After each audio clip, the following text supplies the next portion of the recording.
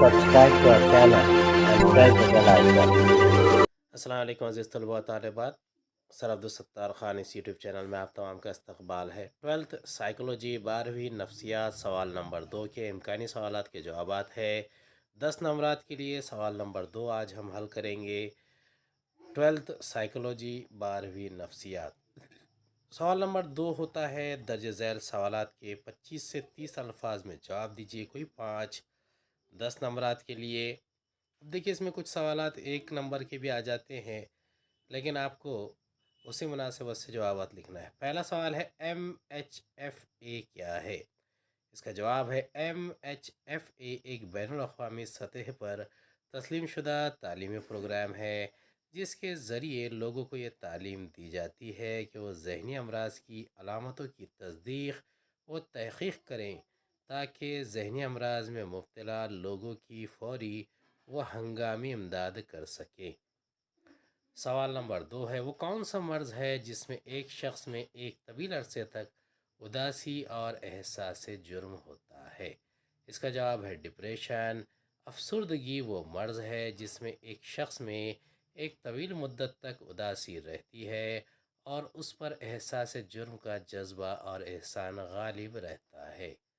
تیسرا سوال اس خوف کو آپ کیا کہیں گے جو ایک غیر خطرناک صورتحال میں بالکل غیر ضروری طور پر ایک شخص محسوس کرتا ہے؟ اس کا جواب ہے اس خوف کو نفسیات میں فوبیا کہا جاتا ہے۔ اس خوف کی بنا پر ایک شخص غیر خطرناک صورت میں بھی بالکل غیر ضروری طور پر خوف و ڈر میں مبتلا رہتا ہے۔ چوتھا سوال ہے جب ایک انسان پر جذبات حاوی ہو جائیں تو کیا ہوتا ہے؟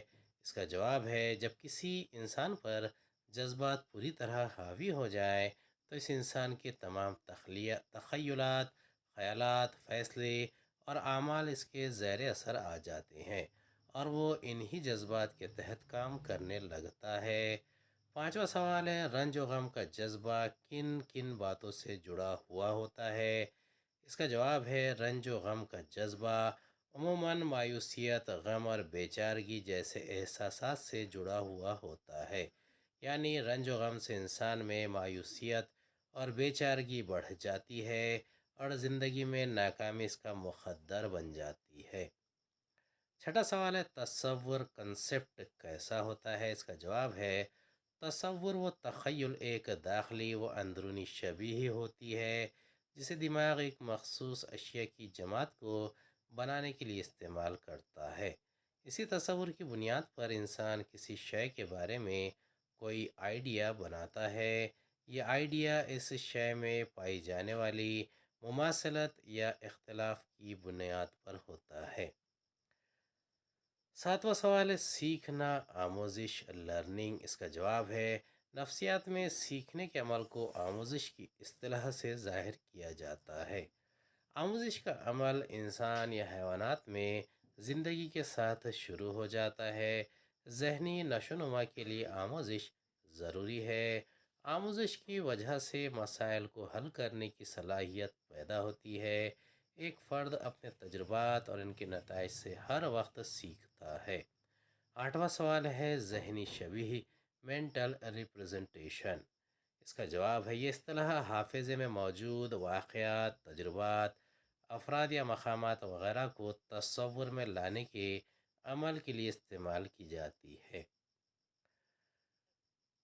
سوال نمبر 2 درج ذیل سوالات کے 25 سے 30 الفاظ میں جواب دیجیے، کوئی 5 10 نمبرات کے لیے۔ پہلا سوال ہے نقل کیا ہے؟ دوسرا ذہنی عمر کو بیان کیجیے۔ تیسرا اوصاف کا مفہوم لکھیے۔ پہلے کا جواب ہے اس میں سائنسی معلومات و حقائق کو کہیں بھی کسی بھی وقت اور کسی بھی حالات میں استعمال کرنا اور اس کے استعمال کرنے سے جو نتائج حاصل ہوں وہ پہلے نتائج کے عین مطابق ہوں تب ہی وہ سائنسی نتائج قابل اعتبار یا معتبر مانے جائیں گے۔ اس کے بعد کوئی ایک مسلم تصدیق شدہ سائنسی نظریہ قائم ہوتا ہے۔ دوسرا ہے ذہنی عمر، مینٹل ایج۔ اس کا جواب ہے ذہنی عمر اس تصور کو الفریڈ بینٹ نے پیش کیا۔ ان کا ماننا تھا کہ ایک فرد کی ذہنی عمر اس کی طبعی کرونولوجیکل عمر کے مساوی ہو، یہ ضروری نہیں ہے۔ انہوں نے بہت سے مختلف عمر کے لوگوں کی ذہنی عمر کی پیمائش کے لیے ٹیسٹ بنائے۔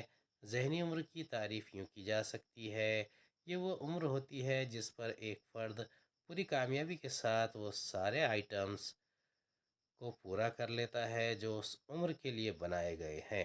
ذہنی عمر کو درجہ مثالوں کے ذریعے سمجھا جا سکتا ہے، جیسے کہ فرد ہے، ان کی طبعی عمر وہ عمر جس میں ایک فرد کامیابی سے تمام آئٹم پورا کر لیتا ہے جو اس کی عمر کے لیے بنائے گئے ہیں۔ اور ذہنی عمر کی سال ہے۔ عیشا 10 سال طبعی عمر ہے، ذہنی عمر 12 سال۔ دوسرا ہے انکت 10 سال، ذہنی عمر بھی 10 سال۔ راجیش طبعی عمر 10 سال، حاصل شدہ آئٹمز پورا کر لینا 8 اور ذہنی عمر 8 سال۔ چوتھا سوال ہے توجہ کے اتار چڑھاؤ سے کیا مراد ہے؟ پانچواں چہرے کے تاثرات کے رد عمل کو بیان کیجیے۔ چھٹا صدمے کے بعد تناؤ کی بد نظمیوں کو بیان کیجیے۔ ساتواں ذہنی صحت سے جڑی بدنامیوں کو بیان کیجیے۔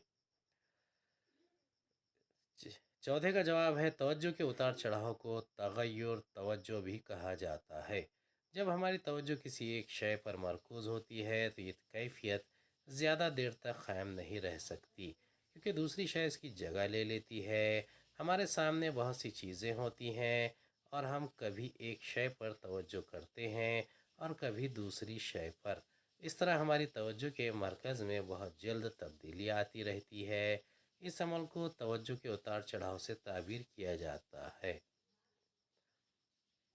تیسرا سوال ہے چہرے کے تاثرات، اس کا جواب ہے انسان کا چہرہ اس کے اندرونی جذبات کا آئینہ دار ہوتا ہے، کیونکہ اس کے جذبات اس کے چہرے پر بھی دکھائی دیتے ہیں۔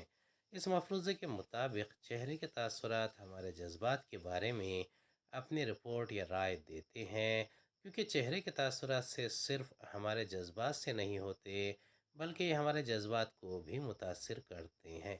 مثال کے طور پر ہمیشہ مسکراتے رہنے سے حقیقت میں آپ زیادہ خوش رہ پاتے ہیں۔ اگلا ہے صدمے کے بعد تناؤ کی بیماری سے کیا مراد ہے؟ اس کا جواب ہے ایک شخص کو کوئی صدمہ ہوا اور اس صدمے کا اثر اس شخص پر 1 ماہ سے زیادہ مدت تک ویسے ہی قائم رہے، اس میں کوئی سدھار نہ ہو تو اس بیماری کو ہم صدمے کے بعد کے تناؤ کی بیماری کہیں گے۔ اگلا سوال ہے ذہانت کیا ہے؟ اس کا جواب ہے ذہانت انسان کا ایک انفرادی امتیاز ہے، اسی کی بدولت وہ کائنات کی اعلیٰ ترین مخلوق مانی جاتی ہے اور زندگی میں کامیابی حاصل کی جاتی ہے۔ اس کی بدولت انسان زندگی میں بامقصد کام کر لیتا ہے، یہ غور و فکر کرنے کی صلاحیت ہے۔ اگلا ہے ذہانتی ٹیسٹ کا باوا عدم کسے کہا جاتا ہے؟ اس کا جواب ہے ذہانتی ٹیسٹ کا باوا عدم الفریڈ بینٹ کو کہا جاتا ہے۔ تیسرا سوال ہے ذہانت کے زبانی ٹیسٹ سے کیا مراد ہے؟ اس کا جواب ہے ذہانت کے 2 ٹیسٹ زبانی و غیر زبانی ٹیسٹ ہیں۔